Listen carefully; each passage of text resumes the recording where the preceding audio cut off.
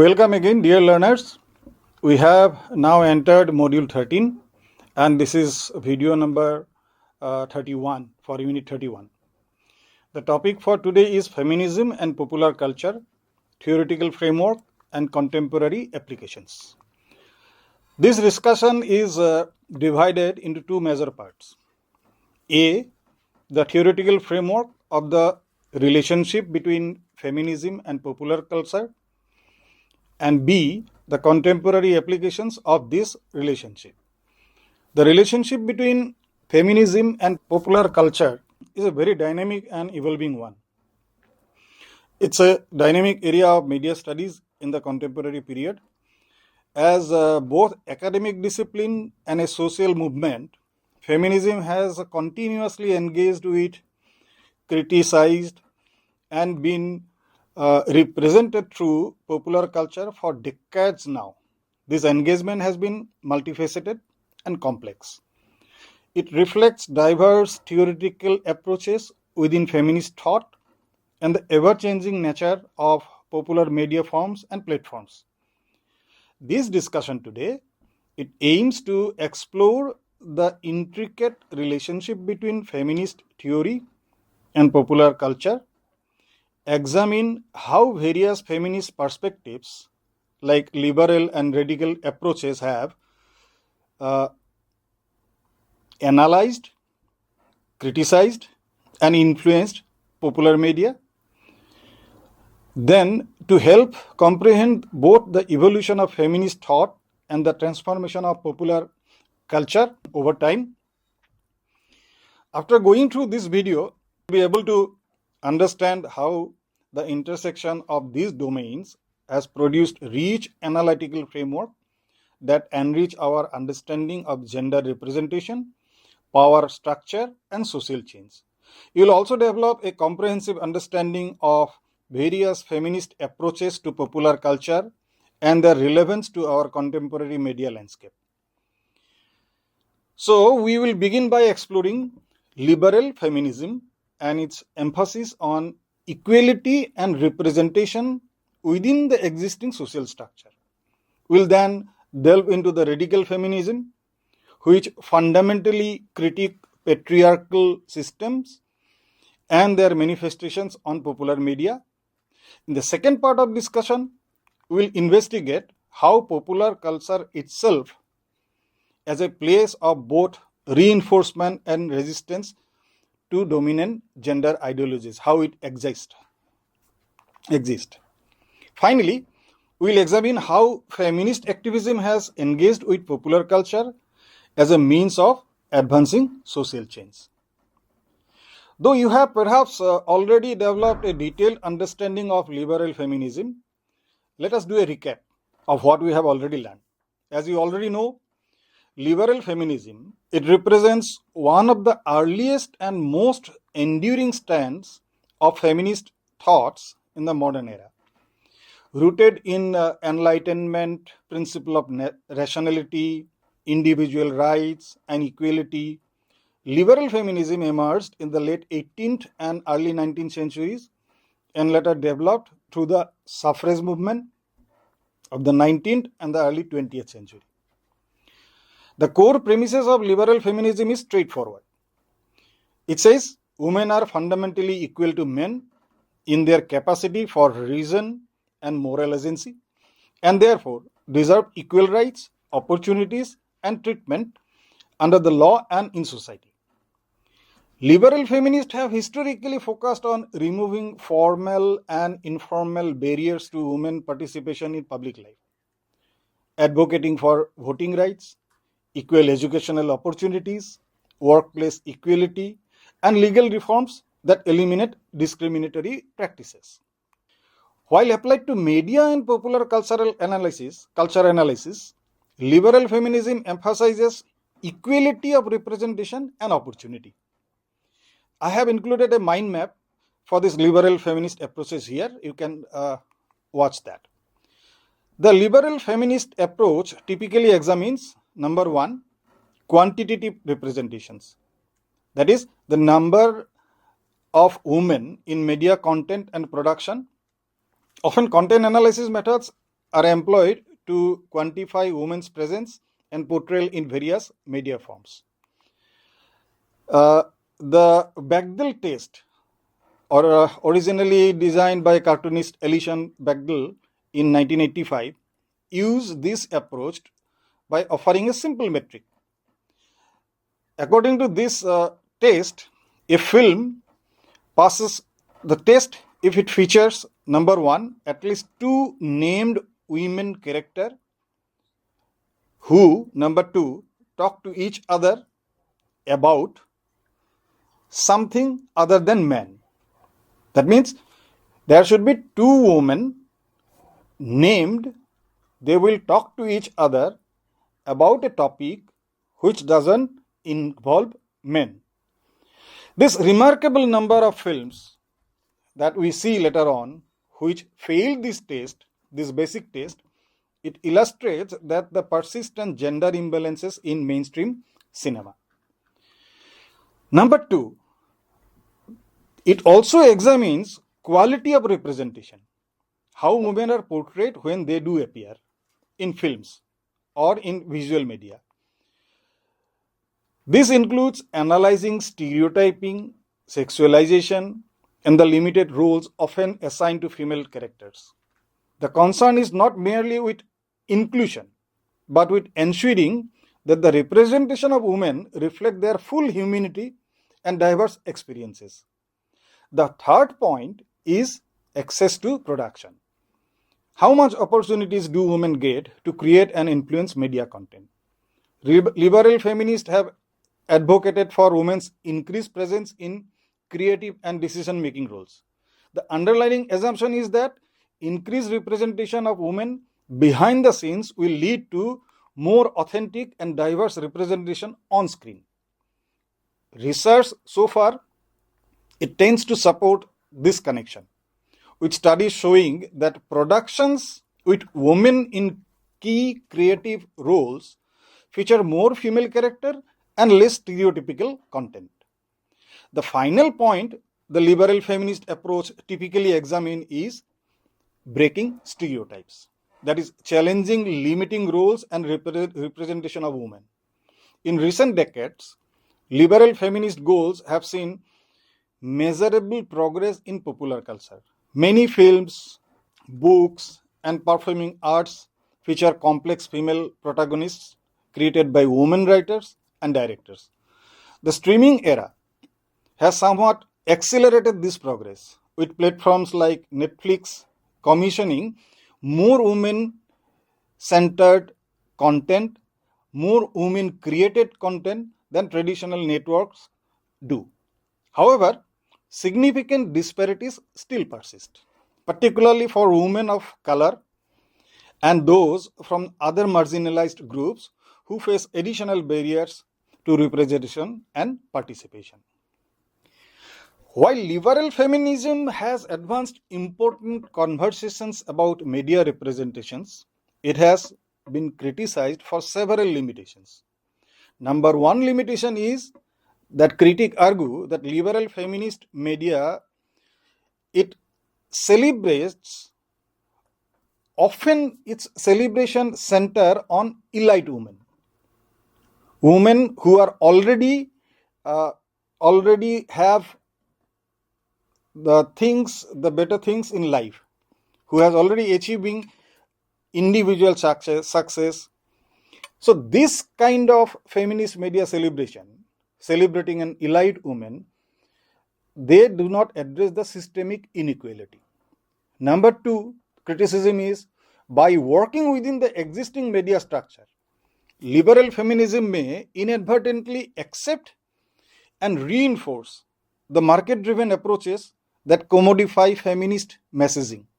For example, a woman smoking cigarette may be considered as a woman liberating concept, but it is again market-driven. It is basically encouraging women to consume cigarette. So number three, criticism is too much emphasis on visibility and representation may sometimes defeat the purpose of substantive political and economic changes. Traditional liberal feminist media analysis has been criticized for the inequality, inadequately addressing how gender intersects with race, class, sexuality, disability, and other dimensions of the society. That means the theorist liberal feminism has failed to actually go into the intersection of these different dimensions. These criticisms have led to expanded approaches within liberal feminism, with increasing attention to intersectional concerns and structural barriers. Contemporary liberal feminist media scholars often incorporate elements from other feminist traditions while maintaining their focus on equality of opportunity and representation, because that was the basic of liberal feminism. Let us now recall what is radical feminism. You already know that radical feminism emerged in the late 1960s and early 1970s as part of the second wave of feminist movement. As we already know, the second wave feminist movement. Radical feminism criticized patriarchy as a foundational system of power, and the patriarchy that structures our society. Unlike liberal feminism, which focuses on equality within the existing system, radical feminism advocates complete change. It contends that gender oppression is the most fundamental form of oppression that gives birth to other form of inequality. So radical feminists seek to address the root cause of women's oppression rather than merely its symptoms. The theoretical framework takes patriarchy as a system of male dominance embedded in all social institutions, including the family, education, religion, and media. Core principle of radical feminist thought that includes number one, that patriarchy as a systemic power structure. The personal is political. That means private experiences reflect broader political structure. Individual problems have collective systemic causes. Number three, sexual politics. Sexual relationship as key places of power dynamics and women's oppression. And fourth, women's shared oppression. The recognition of accommodating recognition of commonalities in women's experiences across different contexts. That means women play a part in the oppressive regime. Now let us examine the criticism of media from radical feminist viewpoint. Key areas of radical feminist media critique include objectification. Number one, the reduction of women to their bodies or body parts, separated from their personhood and treated as objects for male consumption. This is the basic area of criticism by radical feminism. This is the basic area of objection in the media by radical feminist activists. Number two is sexualization and pornification. The increasing sexualization of women and girls in mainstream media and the normalization of pornographic aesthetics, this is the second criticism. Then violence against women. Media representation and sometimes glamorization of violence directed at women, including sexual violence, that is criticized by these radical feminist ideas. Number four is male gaze. The construction of visual media from a masculine perspective, presenting women as an object of male desire and male pleasure. Laura Mulvey wrote an influential 1975 essay, Visual Pleasure and Narrative Cinema. That essay analyzed how classic Hollywood cinema structures visual pleasure around male desires and male perspectives. Mulvey demonstrated how conventional film techniques position the spectator in a masculine subject position, while women characters become objects of the male gaze, displayed for the erotic contemplation of both male characters and the presumed male viewer. Similarly, radical feminist critics of advertising and fashion media have analyzed how women's bodies are fragmented, objectified, and commodified to sell products. We keep on seeing this example in our day-to-day life. This analysis views such representation not as an isolated problem, but as a part of systemic pattern that reinforces women's subordination by reducing them to decorative or sexual objects. While liberal feminism often focuses on improving representation within the existing media framework, radical feminism questions the very structure and the function of mainstream media institutions. From the perspective commercial media organization, with their predominantly male ownership, profit motive, and dependence on advertising, these commercial media organizations are themselves patriarchal institutions that cannot simply be reformed through increased female participation. That is the view of radical feminism. The commodification of women's bodies to sell product, the promotion of impossible beauty standards that create profitable insecurities, and the persistent objectification of women all serve commercial interest while reinforcing male dominance. This analysis extends to digital and social media platforms, where radical feminists identify how seemingly new technologies often reproduce and sometimes intensify the existing pattern of sexism. Despite their potential for democratization, we discussed earlier that this new media and social media has a tendency of democratizing the production and consumption. These platforms frequently amplify misogynistic voices and subject women to new form of surveillance and judgment. Radical feminism has inspired the creation of alternative media production. That is the reaction of radical feminism's criticism of media. It says that we have to create some alternative media which challenges the patriarchal norms.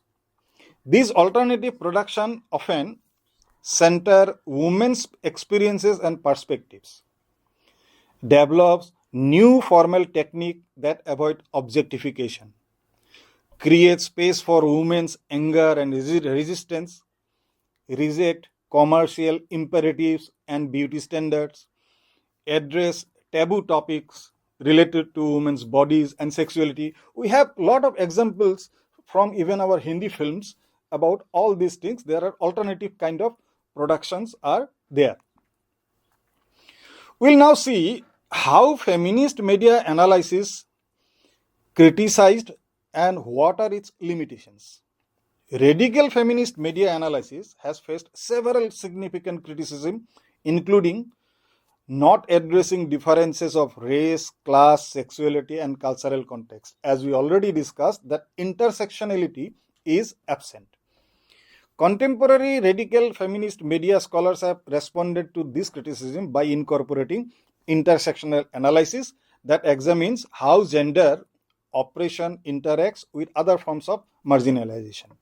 Scholars like bell hooks have expanded radical feminist media criticism to address how race and class shape representations of gender, while theorists like Judith Butler have questions binary understanding of gender that underlie some radical feminist approaches.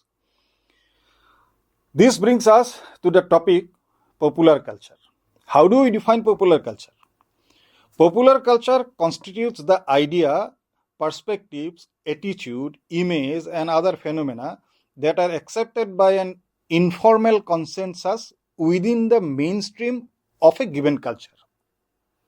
It encompasses a wide range of cultural products and practices, including film, television, music, fashion, literature, social media, gaming, sports, and various other forms of entertainment. As a dynamic and ever-evolving terrain, popular culture both reflects and shapes society's values, including those related to gender. The relationship between culture and power makes popular culture a crucial site for feminist analysis. As an Italian Marxist philosopher Antonio Gramsci theorized, cultural hegemony, the dominance of certain culture and forms and ideas, it serves to maintain existing power relations through consent rather than coercion. From this perspective, popular culture is not simply entertainment, but a key mechanism through which gender ideologies are naturalized and reproduced. At the same time, popular culture can serve as a site of resistance and contestation. This is very important for us to actually articulate here and understand here that while the popular culture is a place for advancing the existing gender disparities, the same space can serve as a site for resistance and contestation also. Stuart Hill's encoding decoding model, that is a model taught in mass communication, it suggests that audiences actively interpret media messages, sometimes in ways that challenge or subvert their intended meanings. It is important to recognize popular culture is also used as a place of resistance and transformation. Throughout history, we have seen marginalized groups using popular cultural forms to challenge dominant narratives and create alternative visions. This resistance can take multiple forms. One is subversive readings. Audiences may interpret mainstream text in ways that challenge their apparent meaning, finding feminist potential in seemingly conventional narratives. Feminist scholars like Janice Radway have documented how women readers might find empowerment through seemingly conventional romance novels. The second one is cultural appropriation and retextualization, taking elements from dominant culture and repurposing them to express alternative perspectives. Then alternative media production, creating independent media that offers different representation and narratives. This we discussed a little bit earlier. Then fandom practices.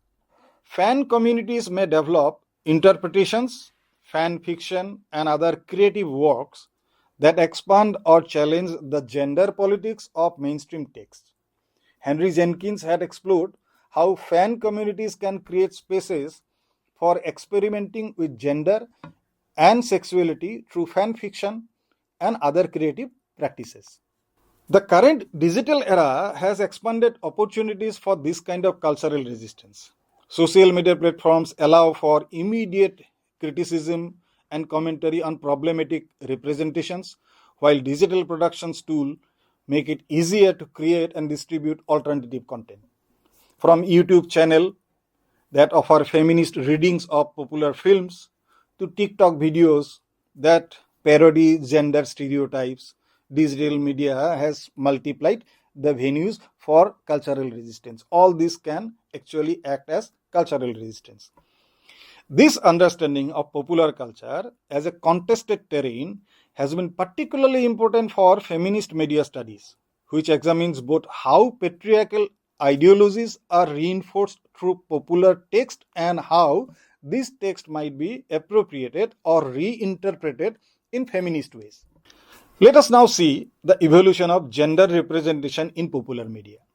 The representation of gender in popular culture has undergone significant transformation over time, reflecting broader social changes and the influence of feminist movement. Early mass media in the 20th century largely confined women to domestic roles or presented them as objects of male desire. Then advertising from that period explicitly positioned women as housewives and consumers of domestic products. The influence of second wave feminism began to shift this representation in the 1970s and 1980s. Television series featured single career-focused women protagonists, while films increasingly included women in professional roles. However, these representations often remain constrained by what Susan Faludi termed as backlash. That is, the media narratives that subtly punished women for their independence or suggested that feminist gains had made women unhappy. Contemporary popular culture offers a complex landscape of gender representation. On the one hand, television and films feature diverse, complex women characters created by women writers and directors.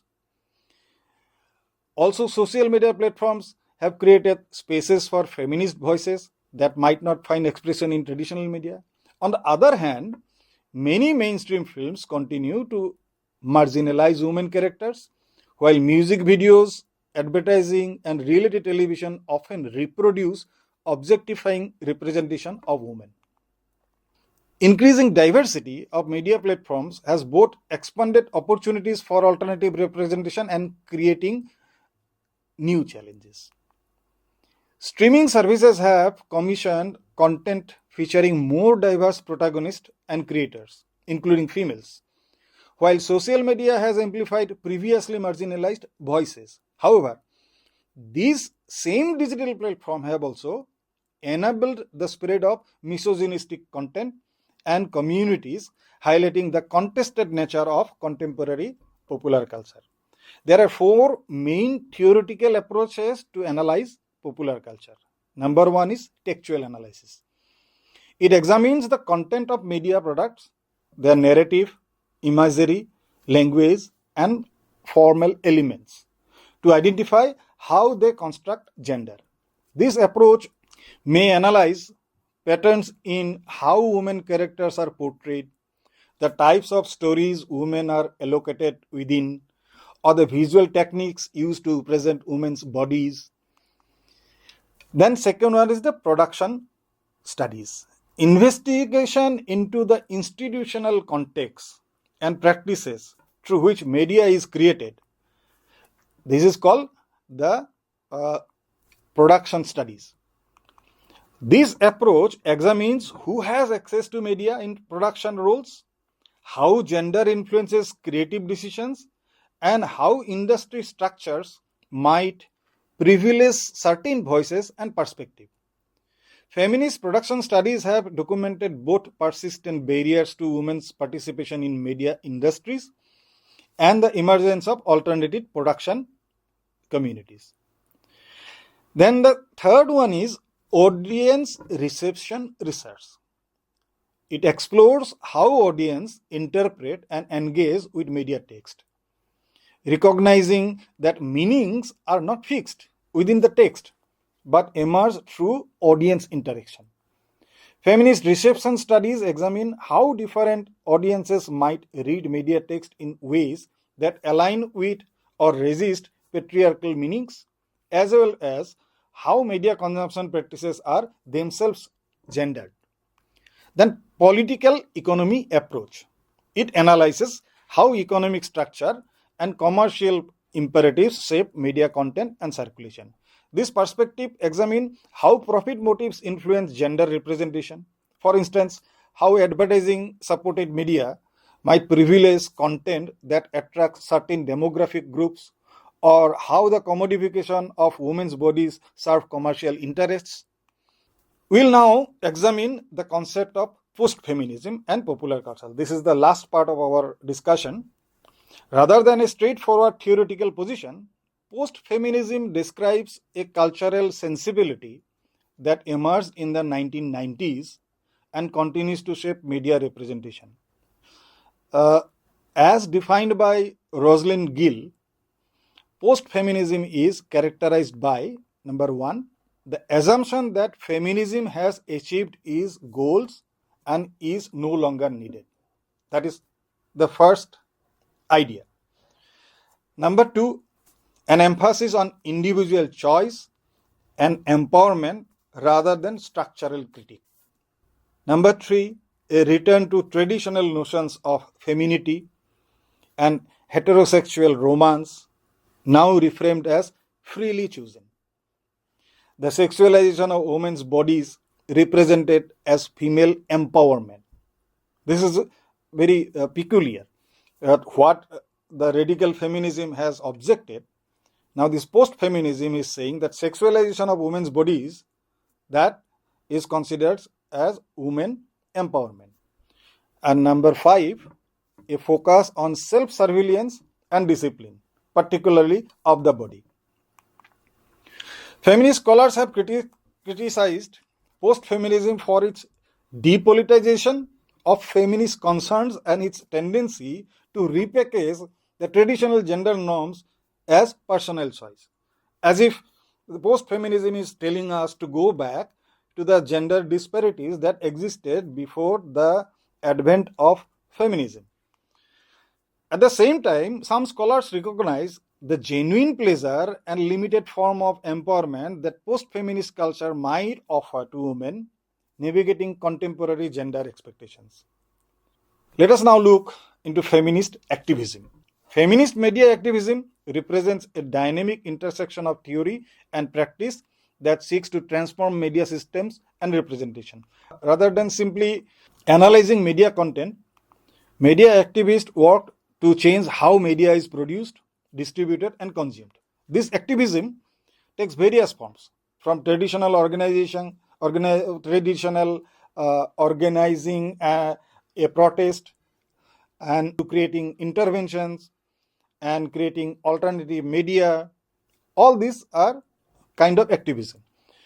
The theoretical framework for this activism, that includes, number 1, emphasis on the need for structural change in media systems, particularly addressing how media ownership and control affect marginalized communities. We may call this media justice. Then cultural citizenship. It examines how access to media creation and representation shape civic participation and recognition. Number 3 is ensuring equal access to digital technologies and protection from online harassment and surveillance. And number 4, promoting critical skills for analyzing media messages and their social impacts. We may call it media literacy. The practical strategies in feminist media activism that include monitoring and criticizing. Organizations like Women's Media Center and Media Matters, they track gender representation in news and entertainment, providing evidence for advocacy campaigns. Then direct action, protest, boycott campaigns targeting specific media companies or products. Developing independent media outlets, production and platforms that offer different perspectives. Then media literacy education, teaching critical skills for analyzing media messages, particularly regarding gender representation. Then policy advocacy, advocating or working to influence media regulations, funding priorities, and institutional practices. Feminist media activism has evolved significantly since the early 20th century, reflecting changing media landscape and feminist priorities. Early feminist media activism often focused on challenging explicit sexism in advertising and entertainment, with organizing protest against particularly offensive representation. The women liberation movement of the 1960s and 70s developed more radical approaches to media activism. Feminist collectives established alternative publications, while feminist filmmakers created independent production that explored women's experiences outside commercial constraints. These efforts challenged not only media content, but also production practices and distribution system. The 1990s saw the emergence of cultural jamming as a prominent feminist media activism strategy. Different groups used parody, humor, and artistic intervention to expose sexism in cultural institutions. Media literacy movements also gained prominence during this period, with feminist educators developing curriculum to help students critically analyze gender representation in media. The digital era that has transformed feminist media activism creating new opportunities and challenges. Like social media platforms have enabled rapid mobilization around media issues, allowing feminist critics to reach wider audience. Hashtag campaigns like Oscar to White and Time's Up, Me Too. It has sparked global conversation about sexual harassment, assault on media, discrimination, and other issues. Digital tools have also expanded possibilities for alternative media creation. Feminist bloggers, YouTubers, podcasters, and social media influencers have built audiences outside traditional media, creating spaces for perspectives that might not find expression in mainstream outlets. We have already discussed that digital platforms have sometimes become some important venues for feminist culture production and community building. At the same time, online feminist activism often face harassment and threats, particularly women of color and LGBTQ and other categories of people. The commercial nature of most digital platforms create tensions between feminist goals and platform governance. And the fragmentation of media audiences can make it difficult to achieve broad impact. Challenges and limitation of feminist media activism. Despite important achievements, feminist media activism continues to face significant challenges. One is commercialization of feminist messaging. As a corporation, as all the corporations who are controlling the media, they adopt feminist sounding language to sell product. Radical critics can be diluted or co-opted.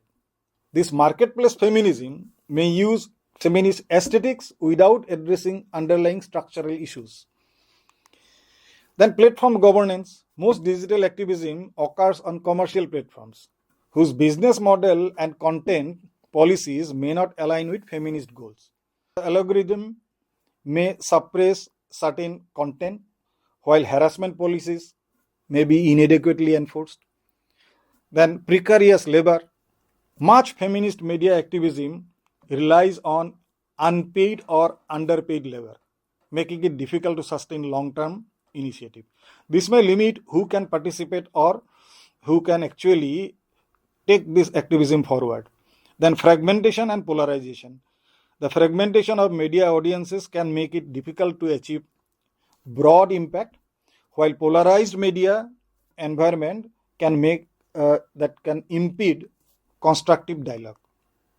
Backlash and harassment, as we already said, that we often find feminist media activists they face significant backlash, including coordinated harassment campaigns that can have serious professional and personal consequences. Despite these challenges, feminist media activism continues to evolve and adapt. Contemporary activists increasingly combine online and offline strategies, build coalitions across different movements, and develop new approaches to sustainability and security. The persistent feminist media activism, despite these obstacles, testifies to its continued relevance and necessity. Several trends suggest future direction of feminist media activism, like growing recognition of how gender intersect with race, class, sexuality, disability, and other dimensions of identity, is shifting both analysis and activism towards more intersectional approaches.